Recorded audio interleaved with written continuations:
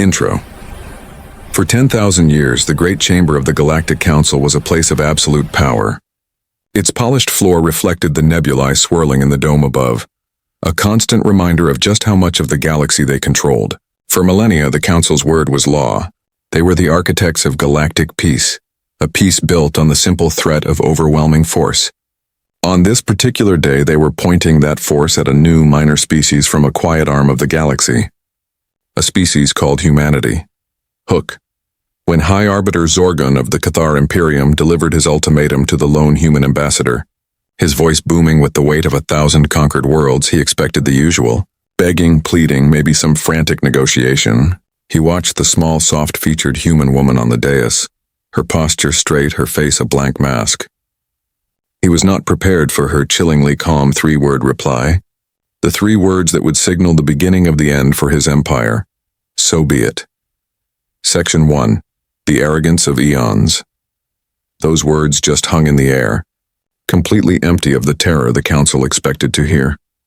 So be it. It wasn't a plea. It wasn't a threat. It was an acceptance. Ambassador Elena Vasquez gave a short, sharp nod, turned her back on the most powerful beings in the galaxy, and walked right out of the chamber. The great doors hissed shut, leaving a stunned silence that quickly soured into smug, derisive laughter. High Arbiter Zorgon let a low chuckle rumble in his chest. The primitives are stoic, I'll give them that, he announced to the assembly. The Lyran delegate, a creature of shimmering energy, pulsed with amusement. The insectoid Ythik clicked its mandibles in a gesture of pity. Perhaps it's a failure of their primitive language, the Lyran pulsed. She might have thought she was asking for more time. Time for what? Zorgon scoffed. Their crime is clear. Their colony fleet settled in the Terminus system. That sector was designated for Council expansion 5 centuries ago. We warned them. We gave them a chance to leave. They refused. He spread his arms wide. Now they will be removed. Whether they agree or not is irrelevant.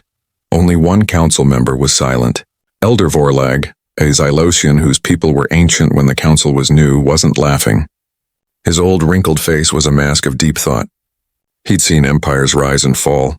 He'd seen species burn with defiance before being ground into cosmic dust. But he hadn't seen defiance in the human ambassador's eyes.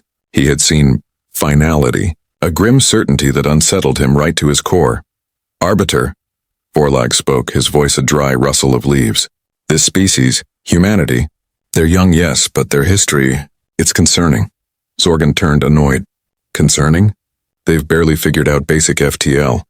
Their ships are clumsy chemical rockets. They fought wars, sure. Brutal, savage little squabbles among themselves.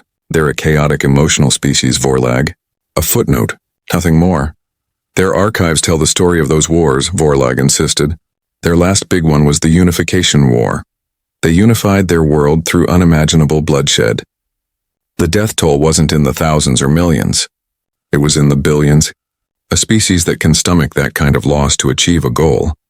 That's not a species you trifle with. Zorgon just waved him off. That's an argument for their barbarism, not their strength. They're children playing with matches. It's our job to discipline them before they burn the galaxy down. We'll send a fleet, a show of force that will have them begging for mercy before a shot is even fired. He turned to his tactical liaison. Dispatch the 3rd Pacification Fleet. 100 ships should be more than enough to dismantle their little colony. Let them watch as we erase their mistake. The order was given. The 3rd Fleet, a collection of state-of-the-art warships that had pacified entire star systems, was mobilized. To the Council, it was just a simple policing action. An act of mercy, really. They had no way of knowing they'd just passed a death sentence, not on humanity but on themselves. They had fatally miscalculated not the strength of humanity's ships, but the depth of their resolve. Section 2, the line that was crossed.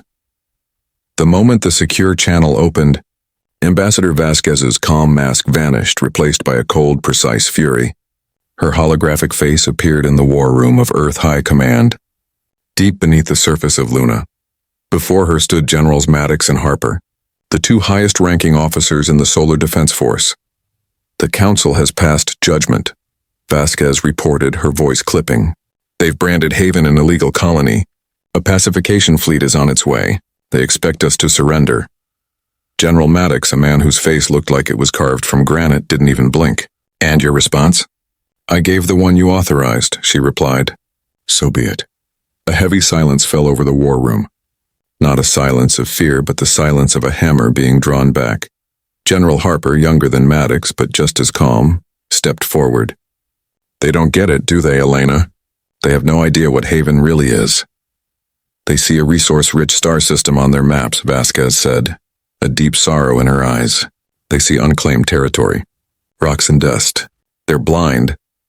The truth of the Terminus system, known to every soul on Earth as Haven, was humanity's most sacred secret. It wasn't a colony. There were no cities, no factories, no people. The single perfect world at its heart was a silent green and blue garden, left intentionally untouched. It was a memorial, a tomb, a monument to the 60 billion human lives lost during the brutal unification wars. The wars that had forged humanity into one people at a cost that had scarred their collective soul. Haven was their final resting place, a system consecrated by shared grief. For the Galactic Council to claim it wasn't a political dispute. It was desecration. It was dancing on the graves of humanity's ancestors. Protocol Anvil is now in effect, Maddox stated flatly. All units condition red. The fleet is in position. For 50 years since their first encounter with a Council scout, humanity had known this day might come. They'd studied the Council, analyzed their tech, and realized they could never win a straight-up fight. So they planned for a different kind of war. They called it asymmetric deterrence. It wasn't about glorious battles. It was about brutal, terrifying efficiency. It was about finding the enemy's one weak spot and hitting it with everything you have. On a tactical display, Harper brought up a schematic. The Council's entire doctrine is based on energy weapons and shields, she explained calmly. Their shields are designed to absorb energy. They haven't fought a real war in 500 years. Their tactics are rituals. They expect us to line up and trade energy blasts like gentlemen. She pointed to another icon, a simple, dense cylinder. They won't be getting energy blasts. Project Odin is live. The first impactor is already on its way. Project Odin was terrifyingly simple. It was a 20-ton slug of super-dense metal, fired from a secret magnetic accelerator hidden in the system's Oort cloud. It was a giant bullet, but when that bullet is accelerated to a significant fraction of the speed of light, it's not just a bullet anymore. It's a kinetic weapon that hits with the force of a supernova. No energy shield in the galaxy could stop that much raw physical impact. Their fleet will enter at the standard Lagrange point, Maddox continued, tracing a line on the map. They'll expect to find a colony. They'll find nothing. While they're distracted, our Night Ghost stealth cruisers will move in. The Night Ghosts were another trick up humanity's sleeve. They didn't use normal stealth. Their hulls were covered in emitters that made them look exactly like cosmic background radiation. To the Council's advanced sensors, a Night Ghost cruiser didn't look like a ship. It looked like empty space. Once their command ship is isolated, Odin will strike, Harper said. In the chaos, the Night Ghosts engage at point-blank range. Our particle lances can't match their dreadnought's power. But from a few hundred kilometers away, they can slice through a cruiser before its shields even know what's happening. We're not fighting their fleet. We're disassembling it. She then zoomed in on smaller icons. And then there are the Hornets. These were swarms of AI-driven drones, designed to overwhelm point defense systems through sheer, unpredictable numbers. This was the real face of humanity hidden behind a polite ambassador. They weren't just the emotional primitives the Council thought they were. They were a species forged in total war, who had learned to weaponize grief and physics with cold, methodical patience. The Council thought they were swatting a fly. They had no idea they'd just kicked a hornet's nest the size of a solar system. Section 3. The Silent Hunt. The third pacification fleet sliced into the Terminus system with the elegant violence of a predator. 100 of the Council's finest warships, led by the magnificent 10-kilometer dreadnought, the Will of Zarkus, materialized from hyperspace. Admiral Corvan stood on his bridge, a picture of smug satisfaction. Report, he commanded. No hostile contacts, Admiral, the sensor officer replied. The system is empty. Scans show the planet, but no artificial structures. No ships, Corvan frowned. He'd expected a pathetic defense, not nothing. They fled, he mused. The primitives have some sense after all. Cowardice is a form of sense. He was actually a little disappointed. He'd hoped for a small demonstration. Begin a standard grid search, he ordered. They might have hidden their pathetic colony in an asteroid field. I want this system swept clean. Broadcast the Council's decree on all frequencies. Let them know there's nowhere to hide. The fleet spread out in a precise practice pattern. Cruisers and destroyers moved to scan the outer system while the main battle group, centered on the will of Zarkus, headed for Haven. It was a textbook maneuver, and exactly what humanity had predicted. For 2 hours, the search yielded nothing. The mood on the bridge turned from anticipation to boredom. The sensor officer yawned, staring at a screen showing nothing but background radiation. And then it happened. Without a sound, one of the destroyer icons on the main display, the Valiant Spear, vanished. Report, Corvan snapped. The Valiant Spear is gone, Admiral. The officer stammered. Gone? What do you mean, gone? I mean it's not there anymore. No distress call. No energy signature. No wreckage. One moment it was there, the next, just space. Before anyone could process this, another officer shouted, Admiral, the Star Chaser. It's gone too. A cold ripple of unease spread through the bridge. 2 ships from opposite ends of the grid had just ceased to exist. This wasn't combat. This was erasure. For the first time in centuries, Corvan felt a prickle of fear. All ships, break search. Reform on me. Battle stations, he roared, too late.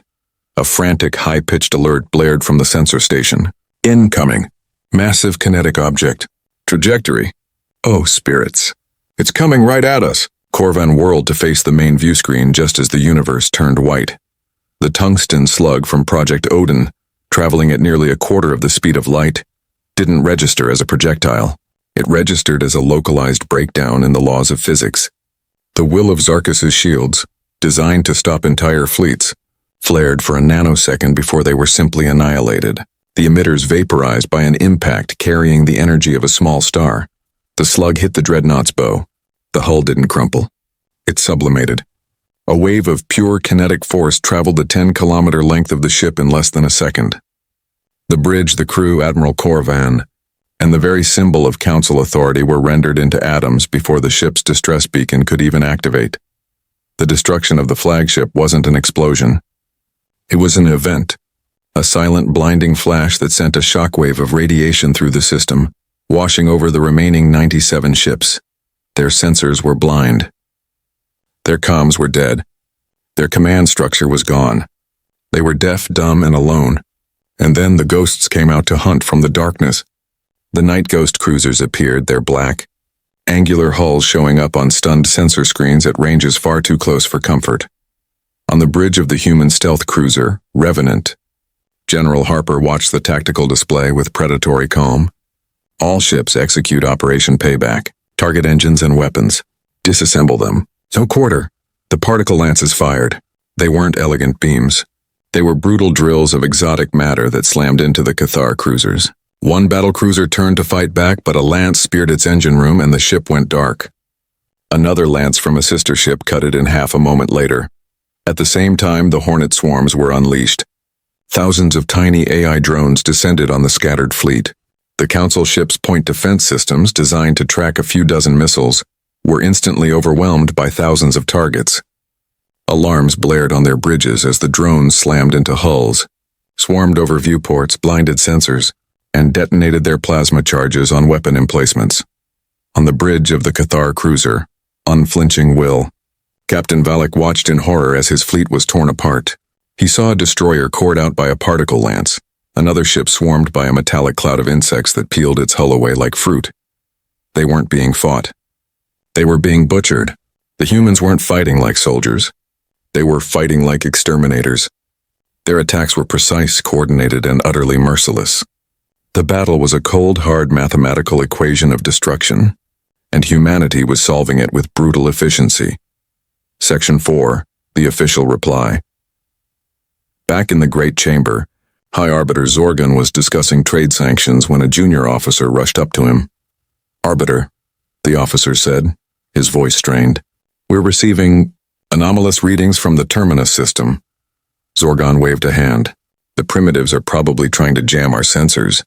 A futile gesture. No, Arbiter, the officer insisted, his voice trembling. Ship signatures are disappearing. A hush fell. Zorgan turned to the main holographic display. It showed the 100 icons of the Third Fleet. As he watched, an icon representing the battle cruiser, unflinching will, flickered and died. Then another, and another. A wave of disbelief washed through the chamber. It had to be a glitch, but the icons kept disappearing, first one by one, then in clusters. The neat grid of their fleet was dissolving into a graveyard of dead signals. "What is happening?" a delegate cried out. "By whom?" Zorgan snapped, his own composure cracking. "There is nothing in that system that could challenge a single destroyer." As if in answer, all communications from the fleet went silent. Then a single channel opened, overriding all their security. It wasn't a distress call. It was a live video feed. The main hologram now showed the bridge of a human warship. It was dark, stark, and ruthlessly functional. In the center of the screen, General Harper watched her own tactical display, her face lit by the light of dying enemy ships. The Council was being forced to watch the slaughter from the victor's point of view. Then the image changed, replaced by the face of Ambassador Elena Vasquez. She looked exactly as she had hours before, calm, poised, unreadable. The laughter that had filled the chamber was a distant, foolish memory. The silence was absolute. "High Arbiter Zorgan," she began, her voice perfectly level, yet it carried like a funeral bell. "You requested our official reply. You are receiving it now." She paused, letting them watch as another of their cruisers was sliced in two by a brilliant blue lance. "The system you tried to claim is named Haven. It is not a colony. It is a tomb. A memorial, consecrated to the 60 billion human souls lost during our unification wars. The wars you dismissed as savage little conflicts." A collective gasp went through the chamber. Elder Vorlag closed his eyes, his worst fears realized. "You didn't try to claim a piece of territory," Vasquez continued, her voice dropping to a terrifying low register. "You sought to desecrate a grave, and we have a very old policy for dealing with those who disturb our dead." On the screen, the last Cathar battlecruiser exploded. The battle was over. It had taken less than 30 minutes. "This is not a declaration of war," Vasquez stated, her eyes boring into the camera, into the soul of the Council. "War implies negotiation between equals. This was not a negotiation." Her face was a portrait of cold, righteous fury. This was a statement. This was pest control. "Stay out of our space. Stay away from our worlds. And stay away from our dead. There will not be a second warning." CTA. The feed cut. Humanity hadn't just won a battle. They had redrawn the galactic map in fire and blood. If you enjoyed this story and want to hear more tales of humanity's unflinching resolve, be sure to like this video, subscribe to the channel, and hit that notification bell. Because after this day, the galaxy would never ever be the same. Conclusion. The main hologram reverted to a simple map of the Terminus system. But it was no longer an empty space. It was a graveyard, haunted by the ghosts of 100 warships and the shattered arrogance of a 10,000-year-old empire. The silence in the chamber was thick with horror and a new, terrible understanding. The predators had just learned what it felt like to be prey. High Arbiter Zorgan stood frozen, his hands trembling. The entire Galactic Council, the undisputed rulers of the known universe, stared into the void, their power and history rendered meaningless in half an hour. The spell was finally broken by a quiet, rasping whisper from Elder Vorlag. He looked at the trembling Arbiter and the terrified delegates, and gave voice to the horrifying truth they all now faced. "We threatened their memory of the dead," he rasped, his voice echoing in the crushing silence, "and their ghosts have come to collect the debt."